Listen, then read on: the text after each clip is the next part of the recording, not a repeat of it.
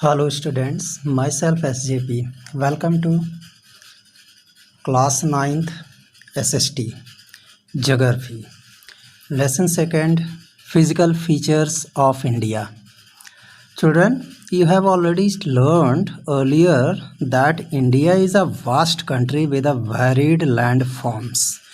In earlier classes, पिछली classes में आपने पढ़ा था कि जो है इंडिया एक वास्ट कंट्री है, यानी एक विशाल देश है और इसका जो लैंड फॉर्म है, इसकी जो ज़मीन की बनावट है वो अलग अलग तरह से है। What kind of a terrain do you live इन, किस तरह के आप जो है भौगोलिक स्थिति में आप रहते हैं। आपका मतलब जो है जहाँ पे आप रहते हैं कहीं वो पहाड़ है या मैदान है या वैली तो नहीं है या कोस्टल एरिया तो नहीं है, किस तरह के एरिया में आप रहते हैं, कैसा लैंड फॉर्म है। If you live in the plains you are familiar with the vast stretches of plain land.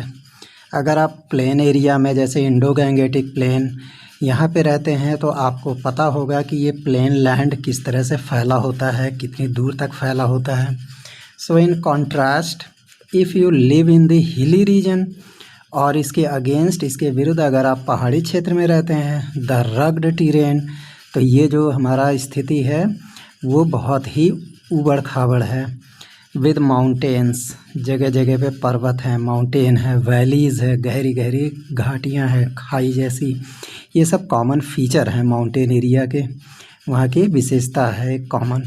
So in fact our country has practically all major physical features of the earth, that is mountains, plains, deserts, plateaus and islands.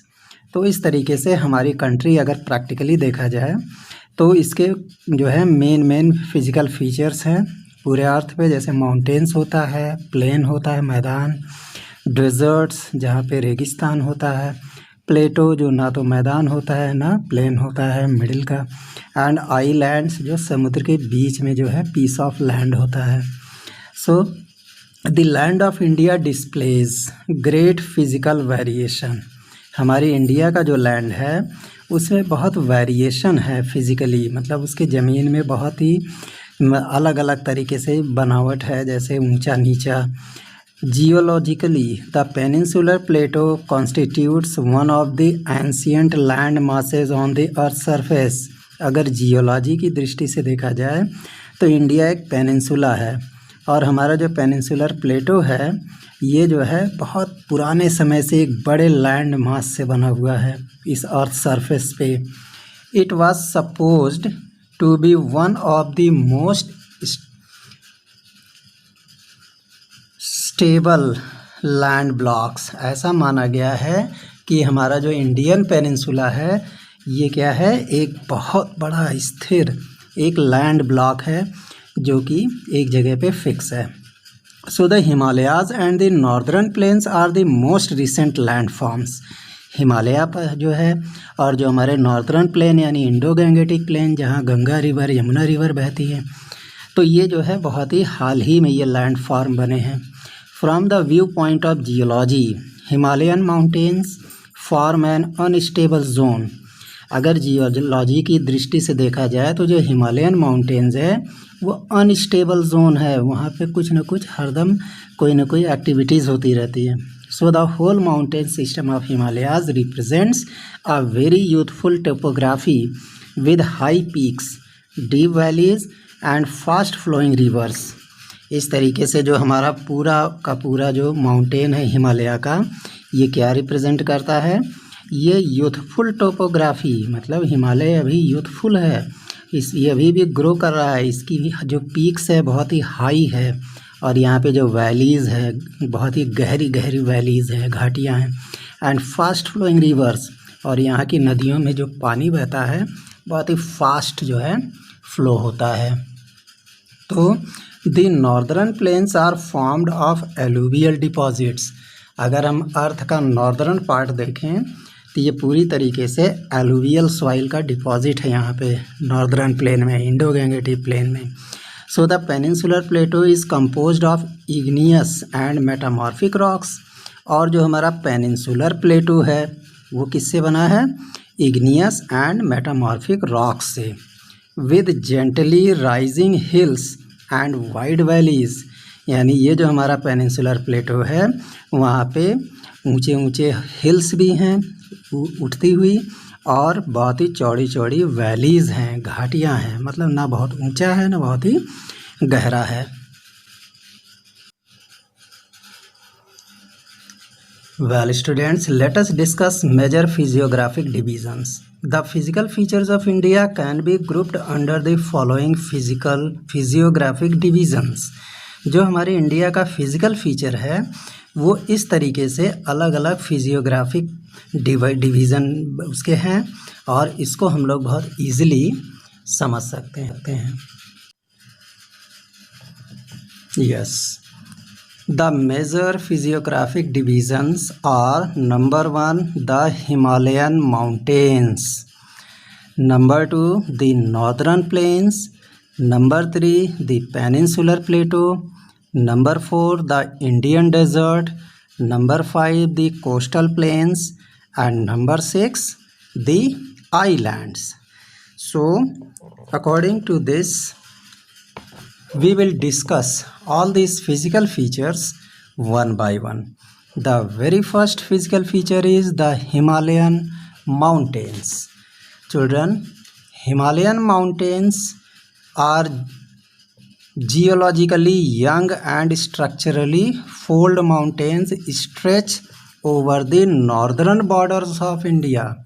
Means जो Himalayan mountain है वो geographically एक young and structurally fold mountains, young and fold mountains कहते हैं जो हमारा Himalayan mountain है। तो here this is the northern portion of India. So all this dark brown colour portion it includes Himalayan region. So in this portion we are watching here that whole Jammu and Kashmir, Punjab, Himachal Pradesh, part of Uttarakhand, Uttar Pradesh, Nepal portion, Sikkim, Arunachal Pradesh and Naga Hills. All these portions belongs to Himalayan ranges. So and in this map we can also show various other terrains. That is, here this portion is desert, and here this portion is northern plain from where Ganga river, Yamuna river, Chambal, Ghagra, Gandak, all these rivers are flowing, and Brahmaputra river is also coming from outside of India and it enters into India from near West Bengal. So we can discuss everything in this manner, and we can once again try to understand that Himalayan mountains, they are stretched over northern borders of India. So these mountain ranges run in a west-east direction from the Indus to the Brahmaputra.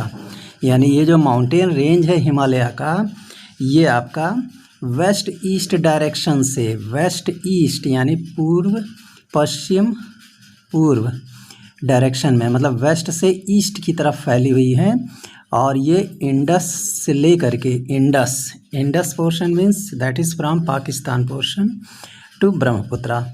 The Himalayas represent the loftiest and one of the most rugged mountain barriers of the world.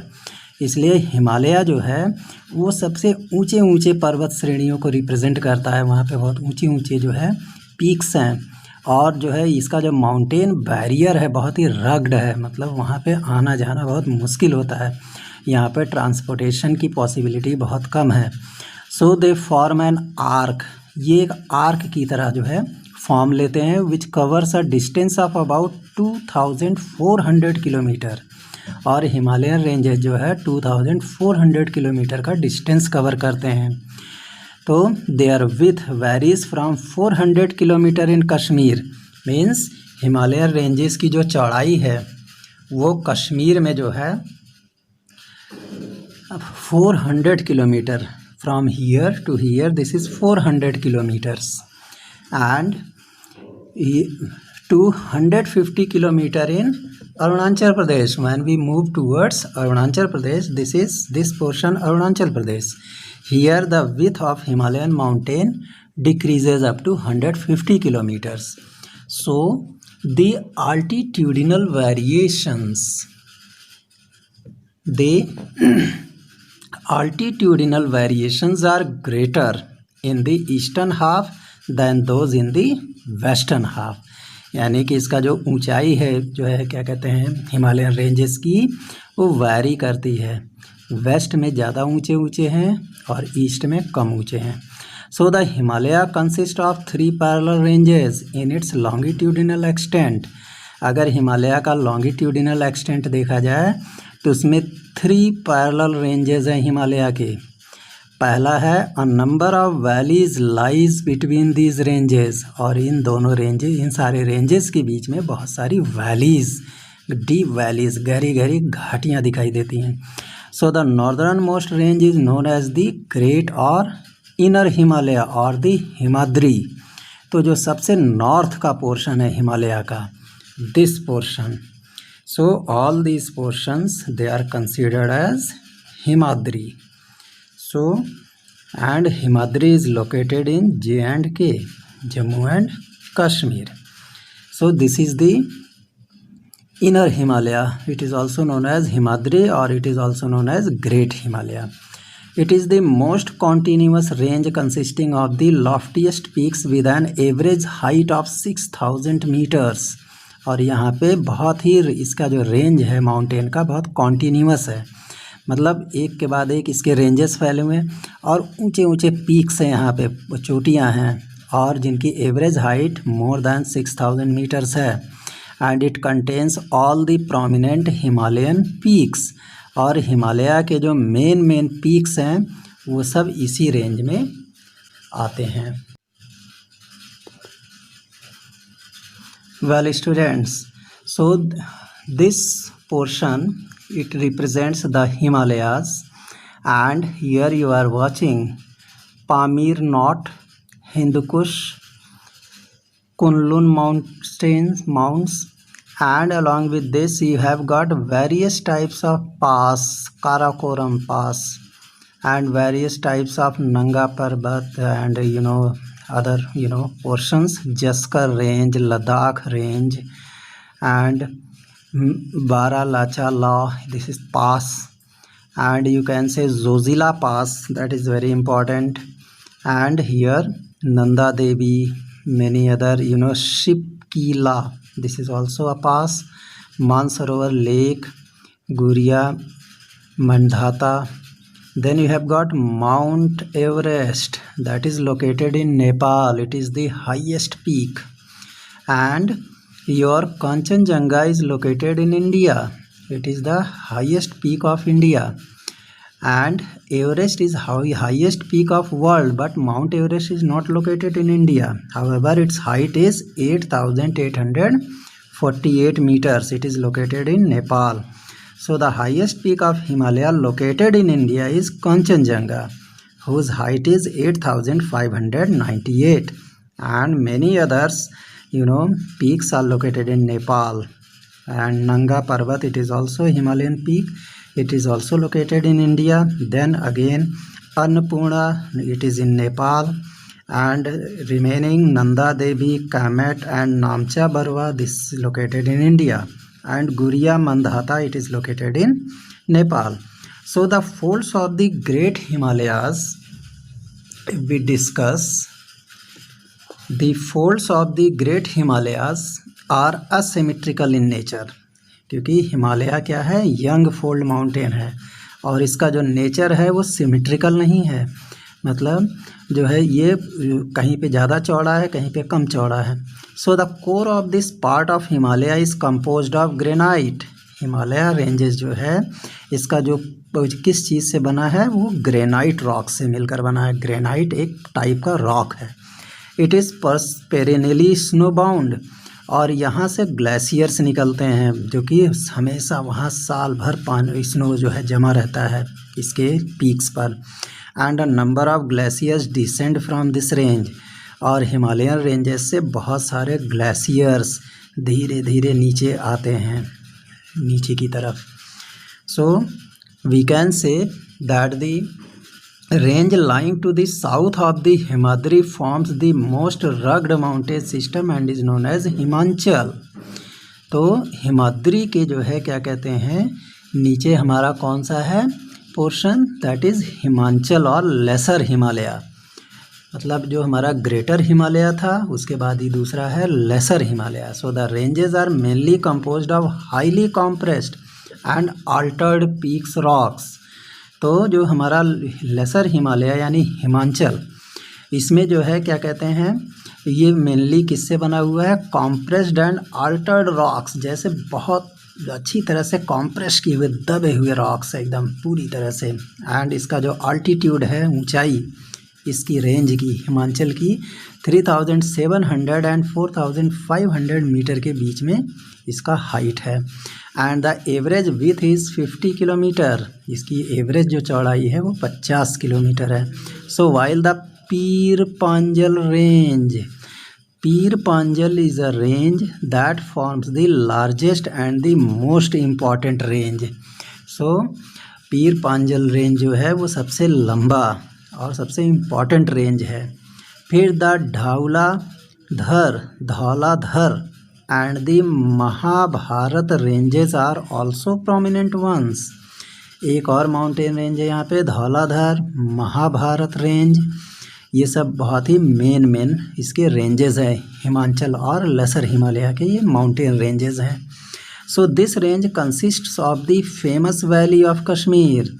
इस mountain range में जो हमारा Himachal range है वहाँ पे बहुत अच्छी famous Kashmir की वैलीज़ हैं, बहुत फेमस है, जैसे कांगड़ा वैली जो हिमाचल प्रदेश में है, कुल्लू वैली ये भी हिमाचल प्रदेश में है। So this region is well known for all its hill stations. तो ये जो हमारा एरिया है वो हिल स्टेशंस के नाम से जाना जाता है। So we can locate the portions of Mussoorie, you can say location of Mussoorie, Nainital, Ranikhet from your atlas. It is in Uttarakhand portion. If you take out your atlas, you can find out everything. Mussoorie, Nainital, near Dehradun. So and also you can name the state where they are located. So all these portions are located in Uttarakhand. So the outer most range of the Himalayas is called Shivaliks. और सबसे नीचे का सबसे outer most range Himalaya का क्या है, उसका नाम है Shivaliks. And they extend over a with. So ये एक निश्चित चौड़ाई तक फैले हुए हैं। तो हमारा तीसरा माउंटेन रेंज हिमालय का कौन सा हुआ, Shivaliks. Well students, let us discuss relief feature of India. In this map we can easily see every features that has been made by dark colors, light colors and many other colors. So the portion which is dark brown means all Himalayan ranges. Its heights are more than 1200 meter। मतलब सी level से इनकी ऊंचाई 1200 metre से ऊपर है। Means ये ऊंचे portions हैं। उसके बाद हमारा जो पोर्शन आता है डेक्कन प्लेटो की तरफ हम आते हैं, और उसके बाद जो हमारा तमिलनाडु, इधर महाराष्ट्र, आंध्र प्रदेश का पोर्शन, मध्य प्रदेश का portion, some portion of Chhattisgarh, Chhota Nagpur, इसको हम जो है सतपुड़ा रेंज भी कह सकते हैं, यहाँ पे है। यहाँ पे जो है आपका विंध्य रेंजेस भी है, डेक्कन प्लेटो में आता है ये सारा। इसकी रेंजेस है 600 से 1200 मीटर के बीच में, ये आपका जो है पीस ऑफ लैंड है। और उसके बाद जो है उससे भी थोड़ा सा नीचे आते हैं ऑल लेस डार्क में, तो वो हमारा 300 से 600 मीटर की बीच में इसकी हाइट है सी लेवल से। और उसके बाद सबसे जो लाइट जो है ब्राउन कलर है, ये जो कोस्टल एरिया के पोर्शंस हैं, जिधर गुजरात, इधर Rajasthan and some portion of here you can say Brahmaputra area, their height from sea level is between 0 to 300 metre. And this portion it shows mountain ranges. This is mountain range, this one is mountain range. and this one is mountain range, this one is mountain range, this one is mountain range, and it is stretching towards Arunachal Pradesh, finally up to Nagaland, Meghalaya. So all these portions are very typical. Again you have got Vindhya ranges, Satpura ranges, you have got here Arauli ranges, and you have got here Eastern Ghats, this is Western Ghats, and along with this you have got Mahadev Hills. So all these are Chota Nagpur Plateau. So they are very important to be noted. Various types of rivers are also shown here. Ganga river, Yamuna river, Ghagra river, Chambal river. Here Mahi river, Narmada river, Tapi river. Here you have got Godavari river and Krishna river. So in this way we can find out here Kaveri river is moving up to here also. So they are very important. Yes students, these Himalayan mountains, this is a part of Himalaya, it is Shivaliks. So Shivaliks is have an altitude varying between 900 and 1100 meters. तो Shivalik ranges जो हैं, Shivalik mountain ranges of Himalaya, their altitude is between 900 to 1100 meters. So these ranges are composed of unconsolidated sediments brought down by rivers from the main Himalayan ranges located farther north. तो ये जो हमारे Himalayan ranges बने हैं वो sedimentary rock से बने हुए हैं जो कि अनकॉन्सोलिडेटेड हैं, और ये पूरी तरीके से उन नदियों से बने हैं जो मेन हिमालयन रेंजेस से आती हैं, और ये नॉर्थ में लोकेटेड है. So these valleys are covered with thick gravel and alluvium. तो ये जो हमारा शिवालिक वैलीज है यहाँ पे बहुत एक मोटी चादर बिछी हुई है ग्रेवल और एलुवियम की. So the longitudinal value lying between Lesser Himalaya and the Shivaliks are known as dunes. Dehradun, Kotli Dune and Patli Dune are some of the well-known dunes. This is very important term, dunes. So जो longitudinal valley है Himalayan ranges की, laser Himalaya की, ये और शिवालिक्स के बीच में जो है ड्यून्स आते हैं. जैसे देहरादून का नाम आपने सुना है जो कि उत्तराखंड में है. सो उसी तरह से कोटली ड्यून, पाटली ड्यून, ये सब ड्यून इनको कहा गया. तो ये एक अलग रिलीफ फीचर्स हैं. So besides the longitudinal divisions, the Himalayas have been divided on the basis of regions from west to east. तो अगर हम हिमालय का लॉन्गिट्यूडिनल डिवीज़न देखें तो हम क्या पाएंगे कि हिमालय जो है वो जो हिमालय का डिवीज़न है वो इसी रीजन के बेसिस पर है. वेस्ट से ईस्ट की तरफ हिमालय रेंजेस को डिवाइड किया गया है. So this divisions have been demarcated by river valleys, और इन डिवीजन्स को वहाँ की रिवर वैलीज के नाम से नाम दिया गया है. So for example the part of Himalayas lying between Indus and Sutlej, Himalaya का वो पार्ट जो इंडस वैली और सतलज के बीच में लाई करता है, उसको जो है हमने ट्रेडिशनली क्या नाम दिया, पंजाब हिमालय. मतलब जो हिमालय रेंजेस इंडस और सतलज के बीच, रिवर्स के बीच में है, उसको पंजाब हिमालय कहेंगे. But it is also known regionally as Kashmir and Himachal Himalaya. और क्षेत्रीय रूप से देखा जाए तो इसको भी कश्मीर और हिमाचल हिमालय के नाम से भी जाना जाता है, जो कि वेस्ट से ईस्ट की तरफ जाने पर. The part of the Himalayas lying between Sutlej and Kali reverse, Himalaya का वो पार्ट जो सतलज और काली रिवर के बीच में पड़ता है, is known as Kumaon Himalayas. ऐसे हिमालय रेंजेस को हम कहते हैं कुमाऊँ हिमालयाज. फिर the Kali and Teesta reverse, दो नदियां हैं काली रिवर और टीस्टा रिवर्स. तो इन दोनों रिवर्स के बीच में, काली नदी और टीस्टा नदियों के बीच में नेपाल हिमालयाज आता है, यानी कि हिमालय का वो पोर्शन जो नेपाल में पड़ता है, और ये काली नदी एंड टीस्टा रिवर के बीच में है. And the part lying between Teesta and Dihang reverse. Teesta और दिहंग रिवर्स के बीच में जो पार्ट लाई करता है उसको हम असम हिमालयाज भी कहते हैं। So there are regional names also in this broad categories. तो इस तरीके से इसके ब्रॉड कैटेगरीज में देखें तो इसका रीजनल नेम भी है।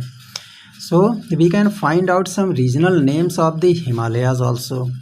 जैसे the Brahmaputra marks the eastern most boundary of the Himalayas. Brahmaputra नदी जो है वो हिमालय का ईस्टर्न मोस्ट बाउंड्री है, ईस्टर्न मोस्ट डायरेक्शन में है, पूर्व दिशा में, जो कि दिहंग जॉर्ज वहाँ पे बना हुआ है। वहाँ से ब्रह्मपुत्र नदी इंटर करती है। And the Himalayas bend sharply to the south and spread along eastern boundary of the India.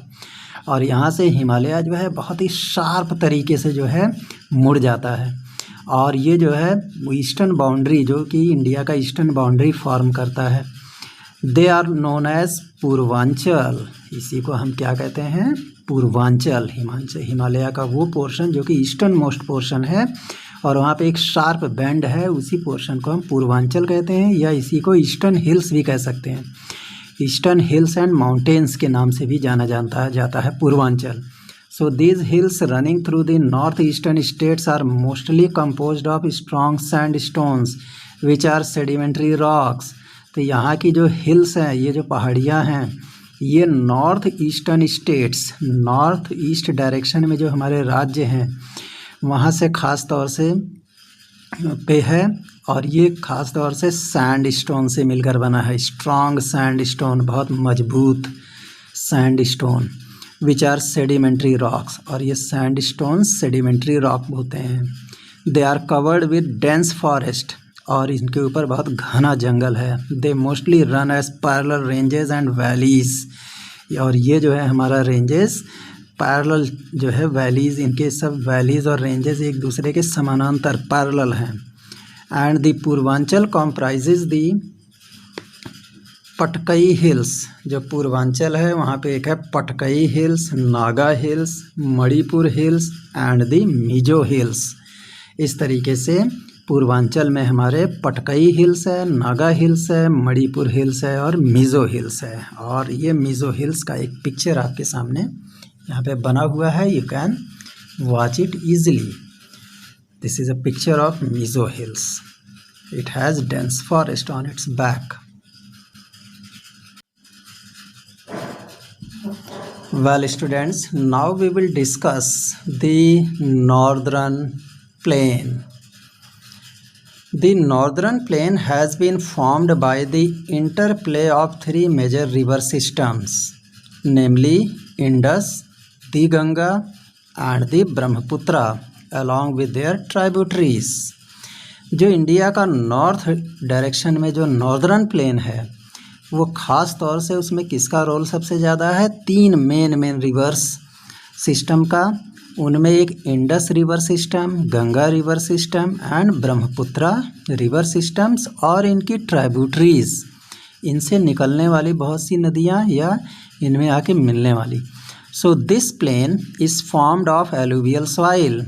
तो हमारा जो नॉर्दर्न प्लेन है उसकी जो सॉइल है, उसकी जो मिट्टी है, उसको हम एलुवियल सॉइल कहते हैं।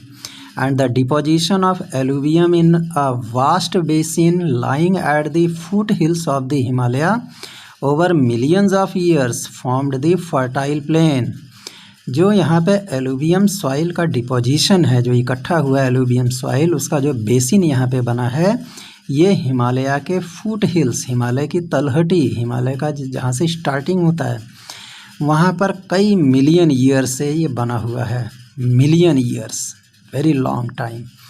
And it was formed with fertile plain. और ये जो नॉर्दर्न प्लेन है पूरी तरह से फर्टाइल प्लेन, फर्टाइल मतलब उपजाऊ। ये जो मैदान है बहुत ही उपजाऊ है, यहाँ पे खूब फसल उगा सकते हैं। It spreads over an area of 7 lakh square kilometre. और इसका जो एरिया है नॉर्दर्न प्लेन का वो 7 लाख स्क्वायर किलोमीटर है। And the plain being about 2400 kilometre long and 240 to 320 kilometre broad. तो ये जो नॉर्दर्न प्लेन है वो 2400 किलोमीटर लंबा है और इसकी चौड़ाई 240 से 320 किलोमीटर है। And it is densely populated physiographic division, बहुत ही घना यहाँ पे जनसंख्या है, बहुत ज़्यादा लोग यहाँ रहते हैं, मतलब पर स्क्वायर किलोमीटर में बहुत ज़्यादा लोग। So with a rich soil cover combined with adequate water supply and favourable climate, it is agriculturally very productive part of India. क्यों इतने ज़्यादा लोग रहते हैं? क्योंकि यहाँ का जो सॉइल है बहुत ही रिच है, बहुत ही फर्टाइल है, और यहाँ पे पानी भरपूर मात्रा में मिलती है, पर्याप्त मात्रा में मिलता है सिंचाई के लिए और डिफरेंट यूजेस के लिए। और यहाँ से का क्लाइमेट भी उनके लिए बहुत फेवरेबल है, यहाँ जो है मौसम भी उन सारे हमारे क्रॉप्स के लिए बहुत ही उपयुक्त है, और ये बहुत ही प्रोडक्टिव पार्ट है, इसलिए यहाँ ज़्यादा से ज़्यादा लोग आकर बस चुके हैं। And finally the reverse coming from northern plain, तो ये जो हमारी रिवर्स हैं जो कि नॉर्दर्न प्लेन माउंटेन से आती हैं, वो क्या करती हैं, ये एलुवियल सॉइल यहाँ डिपॉजिट करने का काम करती हैं, एलुवियल सॉइल यहाँ पे लाके जमा करती जाती हैं। And in the lower course, और जो है इसका जो निचला हिस्सा है, ड्यू टू जेंटिल स्लोप, और यहाँ पे जो स्लोप है बहुत जेंटिल है, इसलिए जो है एलुवियल सॉइल बहुत ही धीरे धीरे क्या होते हैं, सेटल हो जाते हैं। And the velocity of the river decreases which results in the formation of riverine islands, और यहाँ जो नदियों का बहाव है उसमें जो पानी बहने की जो स्पीड है वो क्या है, घटती जाती है, और इसका परिणाम क्या होता है, यहाँ पे एक बहुत अच्छा रिवराइन आइलैंड बन जाता है जो कि बहुत ही फर्टाइल सॉइल से बना है। So a fact is given, Majuli in Brahmaputra river is the largest inhabited riverine island in the world। Brahmaputra river के पास जो है एक लार्जेस्ट इनहैबिटेड रिवराइन आइलैंड है, उसके चारों तरफ नदियां हैं, जिसका नाम है मजौली। ये वर्ल्ड का सबसे ज़्यादा इनहैबिटेड, यहाँ अधिक से अधिक लोग बसे हुए हैं इस रिवराइन आइलैंड में, जो कि रिवर से आइलैंड बना है। So the rivers in their lower courses split into numerous channels due to deposition of silt। तो यहाँ हम कह सकते हैं कि जो नदियाँ जो हमारे प्लेन के जो लोअर हिस्से में वो ये क्या होती हैं, बंट जाती हैं छोटे छोटे चैनल्स में, छोटी छोटी धाराओं में, और यहाँ पे ये डिपोजिशन का काम करने लगती हैं, छोटे छोटे सिल्ट कंकड़ पत्थर की तरह जो है डिपॉजिट करती रहती हैं। And this channels are known as distributaries, और ये जो चैनल्स अलग अलग बट गई हैं मैदानी क्षेत्रों में, इसी को हम डिस्ट्रीब्यूटरीज कहते हैं। जैसे गंगा रिवर है, उसकी डिस्ट्रीब्यूटरीज है Ghaghara river, Gandak river and some others also. So the northern plain is broadly divided into 3 sections. अगर हम नॉर्दर्न प्लेन की बात करें तो वो 3 हिस्सों में बटा हुआ है। एक है the western part of northern plain, it is referred to as Punjab plains. तो एक प्लेन हमारा कौन सा है, Punjab plains. It is formed by Indus and its tributaries. तो Punjab plain Indus river valley system से और उसकी ट्राइब्यूटरीज से बना हुआ है। And the larger part of this plain lies in Pakistan, और ये जो पंजाब प्लेन का बड़ा हिस्सा ये पाकिस्तान में पड़ता है। So the Indus and its tributaries, the Jhelum, the Chenab, the Ravi, the Beas and Sutlej originate in the Himalaya. तो इस तरीके से हम कह सकते हैं कि जो इंडस रिवर सिस्टम है उसमें जो ट्राइब्यूटरीज है, उसकी जो सहायक नदियां हैं वो झेलम है, झेलम जाके मिल जाती है इंडस रिवर से, चिनाव नदी मिल जाती है, रावी नदी मिल जाती है, ब्यास और सतलज, ये सब हिमालय से ओरिजिनेट होकर के ये सब इंडस रिवर में मिल जाते हैं। एंड फाइनली ये जो हमारा वाटर बॉडी है ये पाकिस्तान को पेनिट्रेट करता हुआ पाकिस्तान में चला जाता है। So this section of the plain is dominated by doabs. इस प्लेन के सेक्शन को हम लोग क्या कहेंगे, डोआब्स कहेंगे। यहाँ पे खूब सारे डोआब हैं। Means doab is made up of 2 words, 2 शब्दों से मिलकर बना है डोआब। डू मीनिंग टू, दो कहते हैं ना, दो, इसका मतलब टू, एंड आब, ए बी, आब मीनिंग वाटर। तो similarly Punjab is also made up of 2 words, पंज मीनिंग 5 एंड आब मीनिंग वाटर, यानी 5 वाटर बॉडीज से मिलकर के, यानी 5 रिवर से मिलकर पंजाब बना है और 2 वाटर बॉडीज से मिलकर के डोआब बनता है। So the Ganga plain extends between Ghaghara and Teesta rivers. जो गंगा प्लेन है वो हमारा घाघर और टीस्टा रिवर सिस्टम है उसके बीच में है। And it is spread over the states of north India, Haryana, Delhi, UP, Bihar, partly Jharkhand and West Bengal to its east. Particularly in Assam lies the Brahmaputra plain. तो गंगा प्लेन हमारा किस किस राज्य में है, कौन कौन से राज्य का हिस्सा कौन कौन सा राज्य जो है गंगा प्लेन का हिस्सा है? तो यू कैन से नॉर्थ इंडिया का पोर्शन, जितने भी नॉर्थ इंडिया के स्टेट्स हैं, हरियाणा, दिल्ली, यूपी, बिहार, ये सब जो है गंगा रिवर में, गंगा प्लेन में आते हैं। So particularly in Assam lies the Brahmaputra plain. और जो हमारा असम स्टेट है ये ब्रह्मपुत्र प्लेन में आता है। So northern plains are generally described as flat land with no variations in its relief. जो हमारा नॉर्दर्न प्लेन है वो जनरली क्या है, फ्लैट है, एकदम चपटा समतल है और यहाँ कोई वेरिएशन नहीं है, ज़्यादा ऊबड़ खाबड़ जगह नहीं है, ऊंचा नीचा नहीं है, एकदम बराबर समतल ज़मीन है। So it is not true. लेकिन ये हर जगह सही नहीं है। These vast plains also have diverse relief features. हमारा जो इंडो गैंगेटिक प्लेन है यहाँ का रिलीफ फीचर भी बहुत अलग अलग है।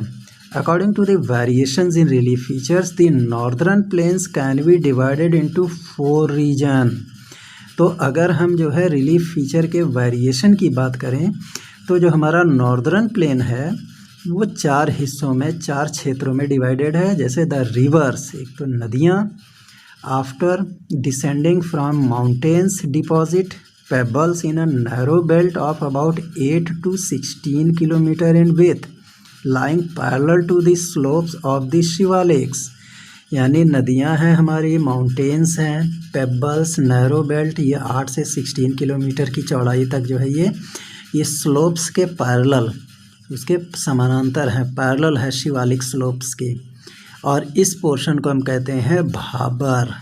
तो ये हमारे नॉर्दर्न प्लेन जो है उसका एक हिस्सा क्या है, भाबर।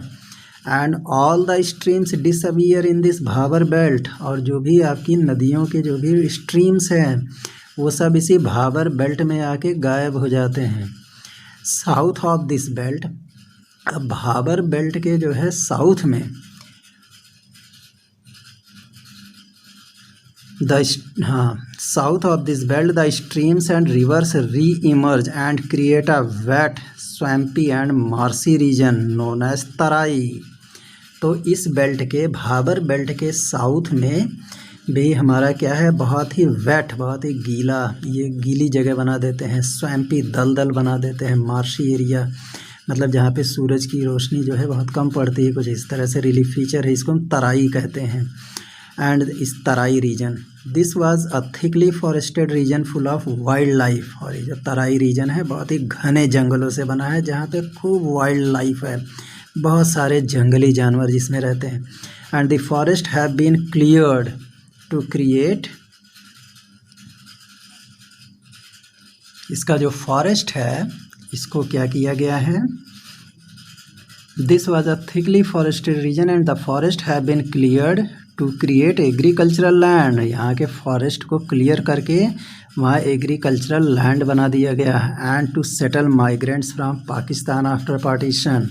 और यहाँ फॉरेस्ट क्लियर करके जो पाकिस्तान के माइग्रेंट्स थे, पाकिस्तान से जो वहाँ से भाग करके इंडिया में आए, उनको भी सेटल होने के लिए यहाँ जगह मिल गया आज़ादी के बाद। So we can locate Dudhwa national park in this region. तो आपको बता दें कि Dudhwa national park Terai region में पड़ता है, Terai region near Bihar portion and some India's portion. So the largest part of northern plain is formed of older alluvium. तो northern plain का जो बड़ा हिस्सा है वो ओल्डर एलुवियम से भी बना है। एंड दे लाई अबव, ये हमारे जो है flood plains of the reverse, जो रिवर का जो फ्लड प्लेन है उसके ऊपर तक लाई करता है। And represent a terrace like feature. और यहाँ पे सीढ़ी नुमा इसका फीचर जो है, इसका जो बनावट है वो सीढ़ी नुमा है। So this part is known as bhangar. तो इस नॉर्दर्न प्लेन के इस पार्ट को हम भांगर कहते हैं।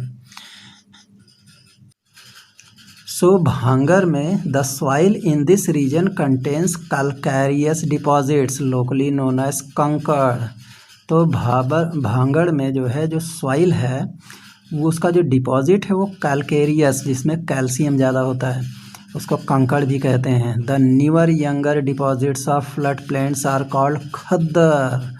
तो जो नया नया जो यंगर डिपॉजिट है फ्लड प्लेन से, जो बाढ़ से जो है जो हमारा डिपॉजिट होता है यहाँ पे, उस पोर्शन को हम क्या कहते हैं, Khadar. So they are renewed almost every year and so are fertile, thus ideal for intense agriculture. इस तरीके से हम क्या कह सकते हैं कि ये हर साल बाढ़ आने की वजह से ये जो सॉइल है हमेशा रिन्यू होती रहती है, इसलिए बहुत ही उपजाऊ है और ये जो है हमारे एग्रीकल्चरल एक्टिविटी के लिए बहुत ही आइडियल पोर्शन है। So this was about Indian plains. Now let us discuss the peninsular Plato. The peninsular plateau is a tableland composed of the old crystalline, igneous and metamorphic rocks। हमारा जो peninsular प्लेटो है एक ऐसा table land है जो crystalline और igneous और metamorphic rock से बना हुआ है। ये peninsular plateau it was formed due to the breaking and drifting of the Gondwana land and thus making it a part of the oldest land mass. इस तरीके से ये कैसे फॉर्म हुआ हमारा पेनिनसुलर प्लेटो, जब गोंडवाना लैंड हमारा टूटा और वहाँ से ड्रिफ्ट हुआ, वहाँ से खिसका और इसकी वजह से वहाँ पे एक ओल्डेस्ट लैंड मास बन गया। And the plateau has broad and shallow valleys and rounded hills. तो ये जो पेनिनसुलर प्लेटो है यहाँ पे बहुत चौड़ी चौड़ी और बहुत ही शैलो, बहुत गहरा नहीं, कम गहरी वैलीज़ हैं और इनकी जो पहाड़ियाँ हैं वो राउंडेड है, गोल गोल पहाड़ियाँ हैं। So this plateau consist of two broad divisions. ये जो हमारा पेनिनसुलर प्लेटो है इसके जो है, इसका अगर डिवीज़न देखा जाए तो दो बड़े बड़े पार्ट्स में डिवाइडेड है, namely the central highlands and Deccan plateau. तो हमारा पेनिनसुलर प्लेटो सेंट्रल हाईलैंड्स और डेक्कन प्लेटो में बटा हुआ है। So the part of the peninsular plateau lying to the north of Narmada River, covering a major area of Malwa Plateau, is known as Central Highlands। तो अगर कोई पूछे कि सेंट्रल हाईलैंड्स कहाँ पे है तो हम क्या बताएंगे कि ये पेनिनसुलर प्लेटो का वो हिस्सा जो कि हमारे नर्मदा रिवर के नॉर्थ में, ठीक है, और जो कि मालवा प्लेटो का जो है क्या कहते हैं मेजर एरिया को कवर करता है, ये सारा पोर्शन हमारा सेंट्रल हाईलैंड्स में आता है। The Vindhya range is bounded by central highlands on the south and the Aravallis on the north west. तो सेंट्रल हाईलैंड्स में विंध्य रेंजेस आती हैं, विंध्य रेंजेस से घिरी हुई है। और जो सेंट्रल हाईलैंड्स में एक चीज़ और भी है, साउथ डायरेक्शन में अरावली हिल्स और जो कि नॉर्थ वेस्ट में है वो भी आपके सेंट्रल हाईलैंड में आता है। So the further westward extension gradually merges with the sandy and rocky desert of Rajasthan. इस तरीके से जो वेस्टवर्ड एक्सटेंशन है, वेस्ट डायरेक्शन में जो फैलाव है पेनिनसुलर प्लेटो का, वो धीरे धीरे क्या होता है सैंडी और रॉकी डेजर्ट में जा कर के मिल जाता है, जो कि राजस्थान का पोर्शन है। So the flow of the rivers draining this region, namely the Chambal, the Sindh, the Betwa and Ken, is from southwest to northeast, thus indicating the slope। तो इस तरीके से हमने क्या देखा कि जो इसमें इस क्षेत्र में जो हमारा सेंट्रल हाईलैंड्स है वहाँ जो नदियाँ बहती हैं उनमें है चंबल नदी, सिंध, बेतवा और केन। और ये साउथ वेस्ट से नॉर्थ ईस्ट की तरफ इसके बहाव से पता चलता है कि इसका जो स्लोप है वो साउथ वेस्ट में ज़्यादा है और नॉर्थ वेस्ट ईस्ट में कम है। मतलब ये जो है साउथ ईस्ट वेस्ट ऊंचा है, नॉर्थ ईस्ट नीचा है। So the central highlands are wider. हमारा जो सेंट्रल हाईलैंड्स है वो काफ़ी वाइडर है, काफ़ी चौड़ा है। उनमें ख़ास तौर से हमारा जो सेंट्रल हाईलैंड्स है वो वाइडर है वेस्ट में, अगर हम पश्चिम दिशा में देखते हैं, लेकिन ईस्ट में जब जाते हैं तो वो थोड़ा सा सकरा होता जाता है, नैरो होता जाता है। So eastward extensions of this plateau are locally known as Bundelkhand and Bundelkhand के नाम से हम जानते हैं इसको। जो ईस्टवर्ड एक्सटेंशन है हमारे इस प्लेटो का, सेंट्रल हाईलैंड का, पेनिनसुलर प्लेटो का जो सेंट्रल हाईलैंड है वो उसको हम बुंदेलखंड के नाम से भी जानते हैं। The Chota Nagpur plateau marks the further eastward extension drained by Damodar valley, Damodar river. जो छोटा नागपुर प्लेटो है वो ईस्टवर्ड एक्सटेंशन की तरफ को मार्क करता है, और ये जो है दामोदर रिवर, दामोदर नदी जो है यहाँ से गुजरती है। So this is a waterfall in छोटा नागपुर प्लेटो। ये छोटा नागपुर प्लेटो में एक वाटरफॉल बना हुआ है जो कि एक टूरिस्ट प्लेस भी है।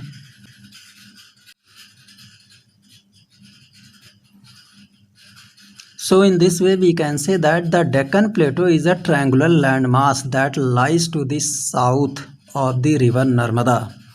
जो डेक्कन प्लेटो है एक त्रिभुजाकार ट्रायंगुलर लैंडमास है जो कि हमारे नर्मदा रिवर के साउथ में है। And the Satpura range flanks its broad base in the north. और जो सतपुड़ा रेंजेस है वो इसका एक बहुत ही चौड़ा हिस्सा, इसकी चौड़ाई का जो है एक नॉर्थ में एक मतलब एक फ्लैंक बनाता है। और while the Mahadev Kaimur hills and the Maikal range from its eastern extension, और ईस्ट डायरेक्शन में ये महादेव, कैमूर हिल्स और मैकाल रेंजेस से घिरा हुआ है Deccan plateau. So we can locate these hills and ranges in physical map of India very easily. Let us discuss the Deccan Plateau is higher in the west and slopes gently eastwards। अगर डेक्कन प्लेटो के हम slope की बात करें तो डेक्कन प्लेटो जो है west direction में उठा हुआ है, मतलब ऊंचाई ज़्यादा है वेस्ट डायरेक्शन में, और धीरे धीरे इसका स्लोप कम होते होते ईस्ट डायरेक्शन में आ जाता है। An extension of the plateau is also visible in the northeast, locally known as Meghalaya, Karbi Anglong Plateau and North Kachar Hills। और इसका अगर एक्सटेंशन हम देखें डेक्कन प्लेटो का तो आपको बड़े आराम से दिखाई देगा। ये नॉर्थ ईस्ट की तरफ है, लोकली नोन एज मेघालया, और नॉर्थ ईस्ट में ये आपका मेघालया, कार्बी एंगलोंग प्लेटो, नॉर्थ कछार हिल्स, ये भी आपके प्लेटो रीजन्स है। So it is separated by fault from the छोटा नागपुर प्लेटो, यानी डेक्कन प्लेटो और हमारे और जो है ये छोटा नागपुर प्लेटो में एक फॉल्ट है, उससे सेपरेटेड है। So 3 prominent hill ranges from the west to east are Garo, Khasi and Jaintia hills. तो यहाँ 3 मेन रेंजेस है डेक्कन प्लेटो के, छोटा नागपुर प्लेटो के पास, जिसका नाम है Garo, Khasi and Jaintia hills. The western Ghats and the eastern Ghats mark the western and eastern edges of the Deccan plateau respectively. अब बारी आती है वेस्टर्न घाट और ईस्टर्न घाट्स की, जो कि ये किसको मार्क करता है, वेस्टर्न और ईस्टर्न एजेस को, मतलब जो समुद्री किनारा है डेक्कन प्लेटो का एज है, मतलब डेक्कन प्लेटो वेस्टर्न घाट और ईस्टर्न घाट के बीच में फैला है। So western Ghats lie parallel to western coast. Western Ghat definitely western coast के पैरेलल में है। And they are continuous and can be crossed through passes only.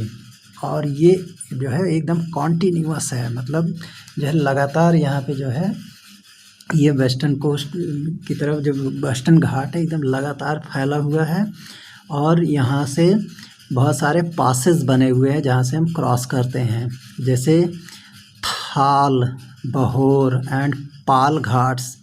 ये इंडिया के फिजिकल मैप में दिए हुए हैं जो कि आपके वेस्टर्न घाट में आते हैं। So the western Ghats are higher than eastern Ghats. Western Ghat की ऊंचाई ज़्यादा है, ईस्टर्न घाट की कम है। इसका मतलब वेस्टर्न घाट से ईस्टर्न घाट की तरफ नदियाँ बहेंगी। So their average elevation is 1600 meters as against 600 meters of the eastern ghats। तो आप देख सकते हैं कि 900 से 1600 की ऊंचाई है वेस्टर्न घाट की।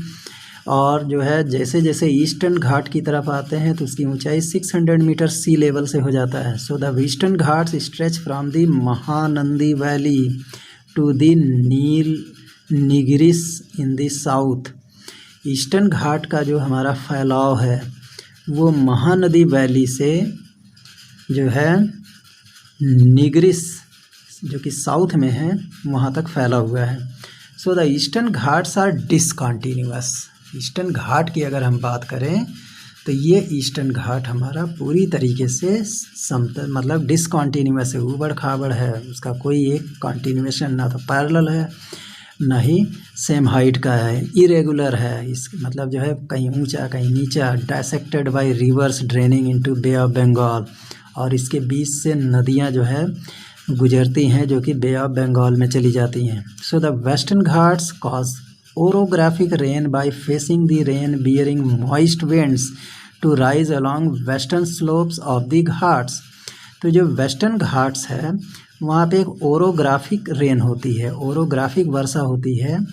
और क्योंकि ये हमारा रेन बियरिंग मॉइस्ट विंड्स को फेस करता है, रेन बियरिंग मॉइस्ट जो हमारे विंड है वो इसी से आके टकराती हैं और इस तरीके से जो है ये वेस्टर्न स्लोप्स का जो इसका घाट है उससे टकरा करके बारिश करती हैं। So the western Ghats are known by different local names. Western Ghats के अलग अलग लोकल नेम हैं। The height of the western Ghats progressively increases from north to south. इसका हाइट वेस्टर्न घाट का नॉर्थ से साउथ की तरफ बढ़ता है। So the highest peaks include Anaimudi. तो हम देखेंगे कि जो हमारा वेस्टर्न घाट की सबसे ऊंची श्रृंखला, सबसे ऊंची चोटी है उसका नाम है अन्नाईमुडी, जिसकी ऊंचाई 2695 metres from sea level. And the Doda Betta दूसरा भी जो है एक है यहाँ पे, इसकी ऊंचाई है 2637 मीटर्स। फिर महेंद्रगिरी थर्ड नंबर पे है 1501 मीटर्स। तो ये सब क्या है, मोस्ट हाईएस्ट पीक है, ईस्टर्न घाट की चोटियाँ हैं ये ऊंची ऊंची। So Shevaroy hills and Javadi hills, अगर हम इनकी बात करते हैं सेवरॉय हिल्स और जवाडी हिल्स की, तो ये सारे के सारे कहाँ हैं हमारे, located to the south east of eastern Ghats. ये ईस्टर्न घाट के साउथ ईस्ट में लोकेटेड है। तो अगर कोई पूछे कि ईस्टर्न घाट्स के कुछ हिल्स के नाम बताओ तो आप इजीली बता सकते हैं Shevaroy hills and the Javadi hills. So locate the famous hill stations of Udhagamandalam popularly known as Ooty, ये और कोडाई कैनाल, ये सब हमारे ऊटी और कोडाई कैनाल ये भी ईस्टर्न घाट में लाई करते हैं, जो कि एक बहुत अच्छे टूरिस्ट प्लेस हैं। So one of the distinct features of the peninsular plateau is the black soil area known as Deccan trap.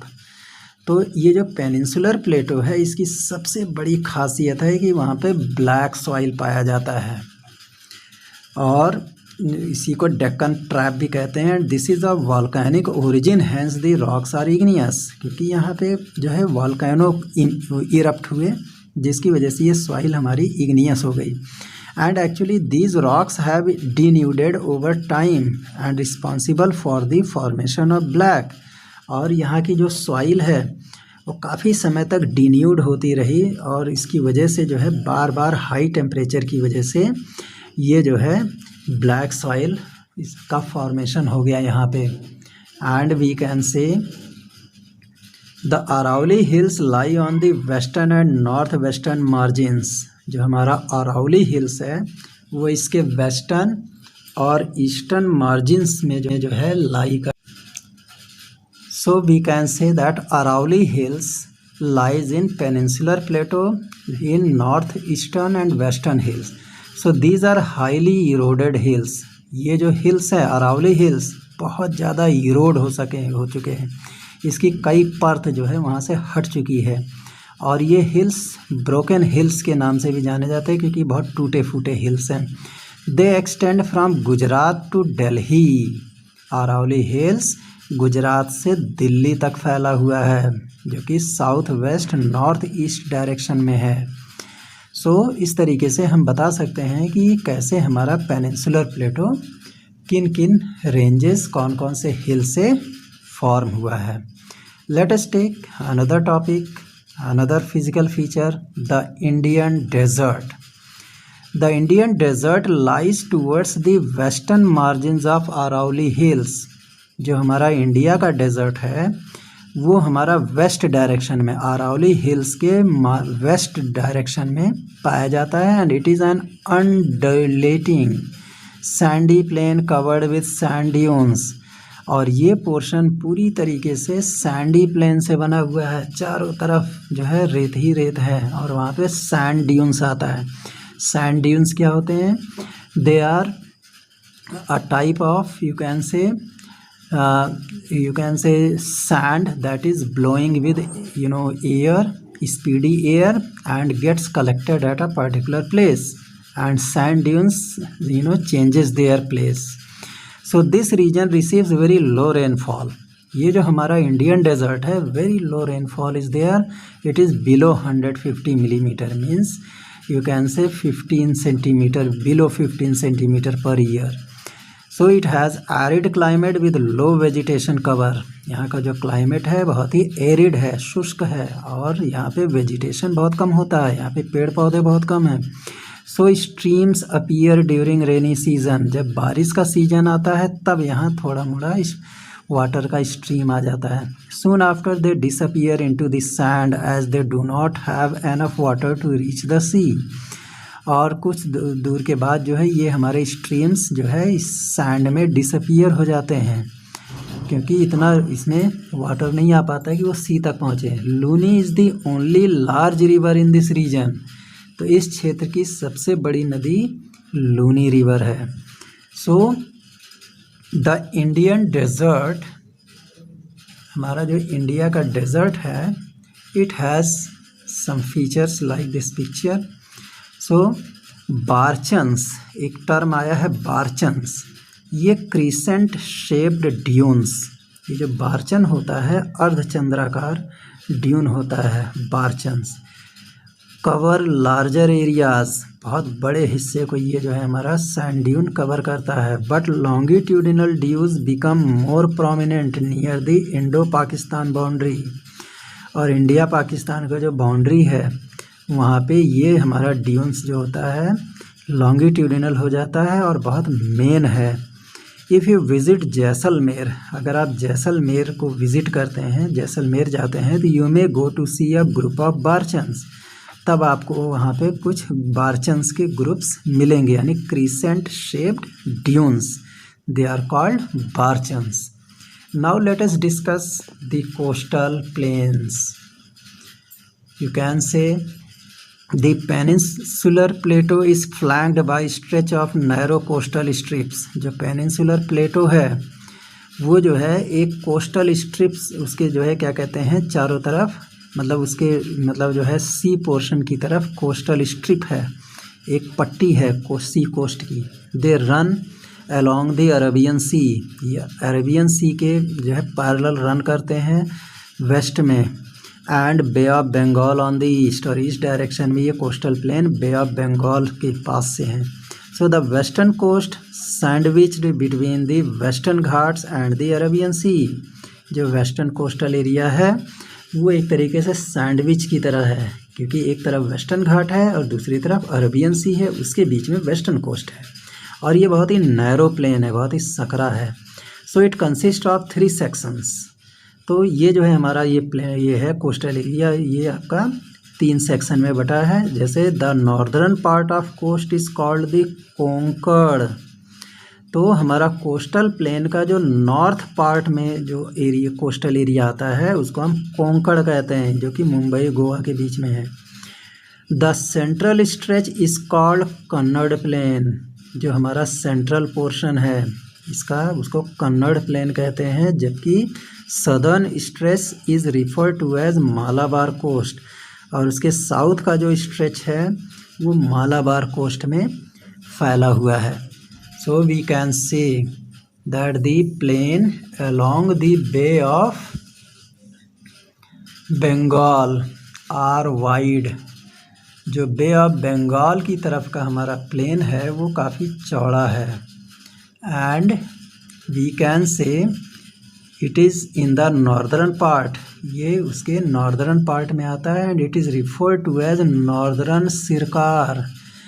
तो ये जो हमारा कोस्टल प्लेन है नॉर्दर्न पार्ट में, उसको हम नॉर्दर्न सिरकार कहते हैं, और ये बे ऑफ बंगाल के कोस्टल एरिया में आता है northern Sarkar.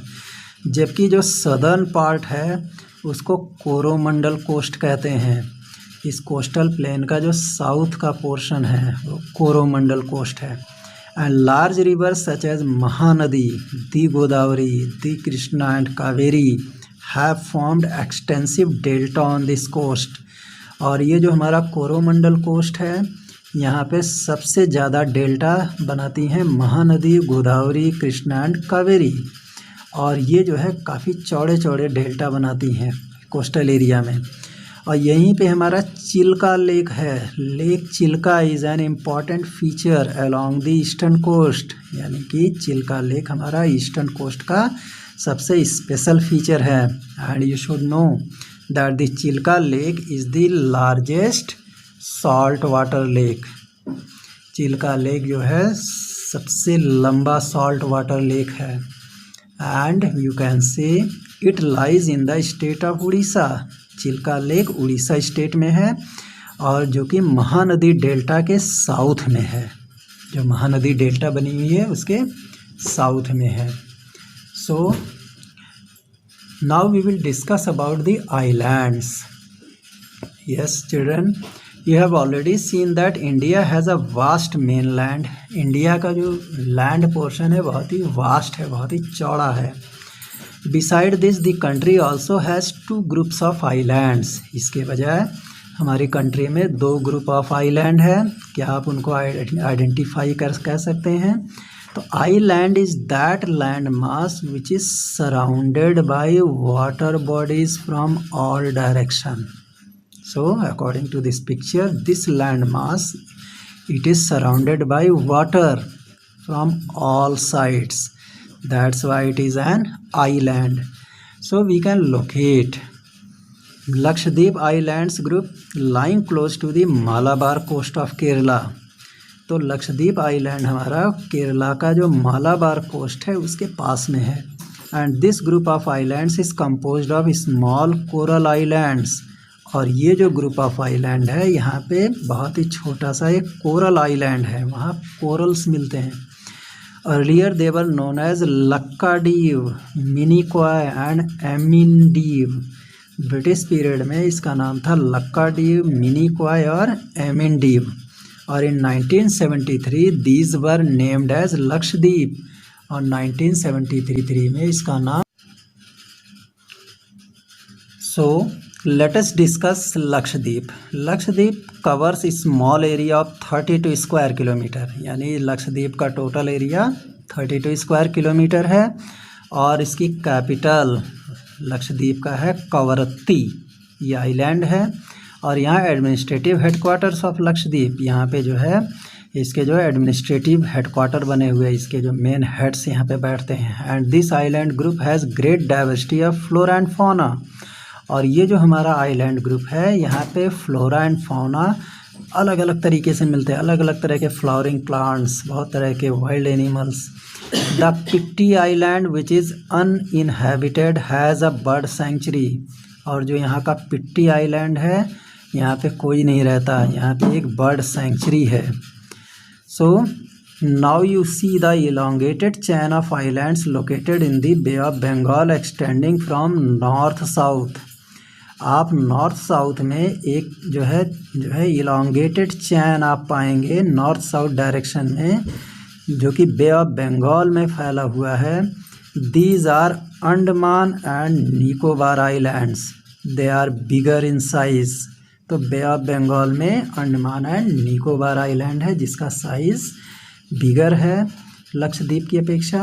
And are more numerous and scattered, और बहुत संख्या में है और बहुत ही दूर दूर तक फैला हुआ छिटका हुआ है बे ऑफ बंगाल में। So the entire group of islands is divided into 2 broad categories. तो ये जो ग्रुप ऑफ आइलैंड है इसको दो बड़े बड़े कैटेगरीज में डिवाइड कर दिया गया है। एक है Andaman in the north and the Nicobar in the south. तो नॉर्थ डायरेक्शन में अंडमान और साउथ में Nicobar. So it is believed that these islands are an elongated portion of submarine mountains. ऐसा माना जाता है कि ये जो आइलैंड्स हैं ये एलिवेटेड पोर्शन है, उभरे हुए पोर्शन है पानी में, और इसे सबमरीन माउंटेन्स के नाम से भी जाना जाता है। कभी कभी ये डूब भी जाते हैं। So these islands groups are of great strategic importance for the country. तो ये हमारे जो आइलैंड्स है बे ऑफ बंगाल में, अंडमान एंड निकोबार आइलैंड, ये हमारी कंट्री के लिए बहुत इम्पॉर्टेंट है। There is a great diversity of flora and fauna in this group of islands. और जो हमारे अंडमान एंड निकोबार आइलैंड में फ्लोरा एंड फौना बहुत अलग अलग तरह के विविध प्रकार के मिलते हैं। So these islands lie close to equator and experience equatorial climate and has thick forest cover. और ये जो आइलैंड है इक्वेटर के समीप होने की वजह से यहाँ इक्वेटोरियल क्लाइमेट एक्सपीरियंस किया जाता है। इक्वेटोरियल क्लाइमेट यहाँ पे लोग फील करते हैं। और यहाँ पे फॉरेस्ट कवर जो है बहुत ही डेंस है, बहुत ही घने जंगल हैं। So India has only active volcano. India का एकमात्र एक्टिव वॉल्केनो है जो कि इसी बैरन आइलैंड में पाया जाता है, जो कि Andaman and Nicobar island group का एक हिस्सा है। वहाँ पे हमेशा जो है वॉल्केनो एक्टिव माना जाता है। So a detailed account of the different physiographic units highlights the unique features of each region. अगर हम हर क्षेत्र के जो है क्या कहते हैं फिजियोग्राफिक यूनिट्स के हाईलाइट्स को देखें तो हम देखेंगे कि हर रीजन का एक स्पेशल फीचर है। It would however be clear that each region complements the other and marks the country richer in its natural resources. ठीक है, और ये पूरी तरह से एक बात क्लियर हो जाती है कि हर रीजन, हर क्षेत्र कॉम्प्लीमेंट्स द अदर, एक दूसरे के पूरक हैं, and makes the country richer in its natural resources, और इंडिया को रिच बनाते हैं नेचुरल रिसोर्सेज के मामले में। The mountains are the major sources of water and forest wealth. जो यहाँ के पर्वत हैं, माउंटेन्स हैं, ये जो है बहुत ही मेजर सोर्सेज हैं वाटर के लिए। यहाँ से पेरेनियल रिवर्स निकलती हैं एंड फॉरेस्ट वेल्थ यहाँ काफ़ी ज़्यादा है, जहाँ से मेडिसिनल प्लांट्स और बहुत ही कॉस्टली टिम्बर्स मिलते हैं। So the northern plains are the granaries of the country. India का जो नॉर्दर्न प्लेन है वो हमारे कंट्री का एक ग्रेनरी है, अन्न भंडार।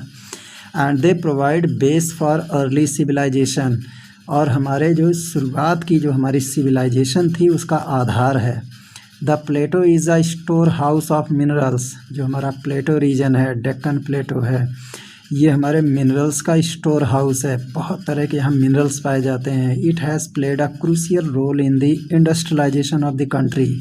और हमारा जो प्लेटो रीजन का सबसे बड़ा रोल है इंडस्ट्रियलाइजेशन के क्षेत्र में, क्योंकि यहाँ पे बहुत सारे मिनरल्स यूज हुए हैं। And the coastal region and island groups provide sites for fishing and port activities. जो हमारा कोस्टल एरिया है, आइलैंड ग्रुप्स है, ये एक ऐसे साइट्स हैं जो फिशिंग के लिए जो है फेमस हैं। यहाँ पोर्ट एक्टिविटीज़ होती हैं। दस the diverse physical features of the land have immense future possibilities of development. इस तरीके से जो यहाँ का हमारा जो विविध तरह से हमारा जो फिज़िकल फीचर है, कहीं पे बहुत ऊंचा, कहीं पे मीडियम, कहीं पे एकदम गहरा, तो ये जो हमारा ये हमारे फ्यूचर पॉसिबिलिटीज़ के लिए बहुत ज़रूरी, हमारा फ्यूचर पॉसिबल है इसी पर, और इसी बेस पे हमारा डेवलपमेंट होगा अगर हम इसको जो है इस डाइवर्स फिज़िकल फीचर्स को अच्छी तरह से समझ लें।